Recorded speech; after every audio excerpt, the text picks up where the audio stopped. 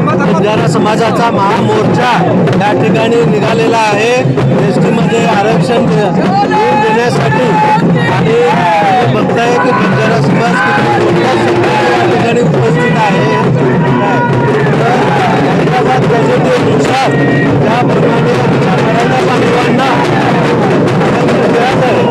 हैदराबाद गॅजेटच्या धर्तीवर आज बंजारा समाजाच्या एसटी आरक्षणासाठी भव्य असा मोर्चा बंजारा बांधवाच्या संबंध बांधवाच्या माध्यमातून करण्यात येत आहे। तरी कुठलीही गालबोट न लावता शांततेमध्ये बंजारा बांधव हा कधी शांतताप्रियच आहे, पण खवळलाखी कधी कुणाचं ऐकत नाही। त्यासाठी मी सर्व बंजारा बांधवांना असं आवाहन करतो की आजचा मोर्चाला कुठलाही गालबोट न लावता शांततेत व्यवस्थित आणि एकदम कायदा सुव्यवस्था कुठलाही न हातात घेता व्यवस्थित मोर्चा पार पाडायचा आहे। आणि रस्त्यावर कचरा वगैरे कुठेही काय करायचं नाही। आणि आमचा मोर्चा झाल्यानंतर सर्वांना आम्ही असे आवाहन करतो, वरिष्ठांना आणि मुख्यमंत्र्यांना सुद्धा, की आमची मागणी लवकरात लवकर पूर्ण करावी आणि महाराष्ट्रात कुठलाही अनुचित प्रकार यापुढे घडणार नाही लवकरात लवकर। कारण या बंजारा बांधव असं आहे, जर तुम्ही आमची मागणी पूर्ण केलात तर तुम्हाला डोक्यावर घेऊन नाचल्याशिवाय राहणार नाही।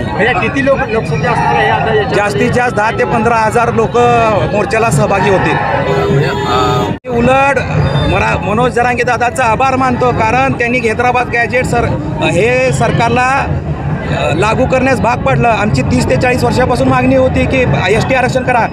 हैदराबाद गॅजेटच्या धर्तीवर आम्हाला सुद्धा आपोआप आरक्षण मिळण्यास आम्ही बांधील आहोत। त्यामुळे आम्ही 100% आम्हाला हैदराबाद गॅजेट लागू झालं तर आम्हाला आपोआप एसटी आरक्षण लागू होईल। आता मनोज जरांगे यांनी आझाद मैदानावर आंदोलन केलं, आता बंजारा समाज देखील आझाद मैदानावर जाणार का भविष्यात?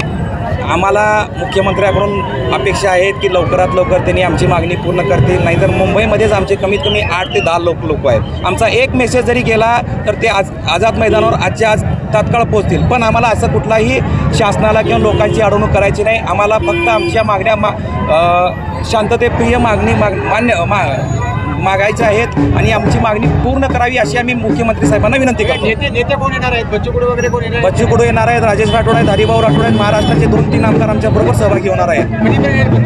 10 ते 15 मिनिटात त्यांचा एक मोर्चा आहे, त्यांचा संपला की आमच्याकडे येतील ते।